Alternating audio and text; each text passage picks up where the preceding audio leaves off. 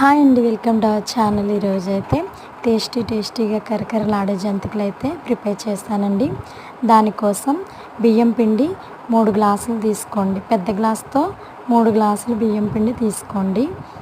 ఇలా చేస్తే జంతికలు గుల్లగా చాలా టేస్టీగా వస్తాయండి.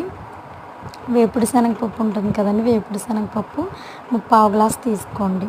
అది మిక్సీలో పౌడర్గా మెత్తగా వచ్చేటట్లు మిక్సీ పట్టండి.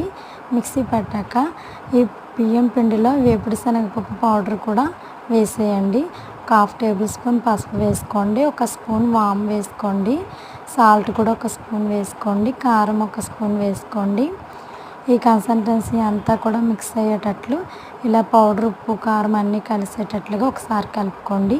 చన్నీళ్ళతో కాకుండా కొంచెం వేడి నీళ్ళతోనే కొన్ని వాటర్ పోసుకుంటే పిండి అంతా కూడా ఇలా మిక్స్ చేయండి. లాస్ట్ ఫైనల్గా ఇలాగ వస్తుంది. బాగా పలచగా కాకుండా బాగా గట్టిగా కాకుండా ఇలా స్మూత్ కన్సిస్టెన్సీలో పిండి అయితే ప్రిపేర్ చేసుకోండి.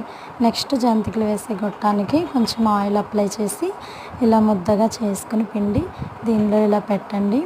డైరెక్ట్గా ఆయిల్లో వేయకుండా ఇలా ఫస్ట్ ఒక జంతిక వేసి ఆయిల్ హీట్ అయ్యాక ఆయిల్లో దీంతో ఇలా వేయండి. వేసాక 5 మినిట్స్ అయ్యాక వాటిని తిరిగేయండి. చాలా గుల్లగా వచ్చాయి, టేస్ట్ కూడా చాలా బాగున్నాయి. మీరు కూడా ఇంట్లో ఇలా ట్రై చేయండి. స్కూల్స్ ఓపెన్ చేశారు కాబట్టి పిల్లలకి స్నాక్స్ కింద కూడా చాలా బాగుంటాయి. నా ఛానల్ లైక్ చేయండి. Thank you for watching.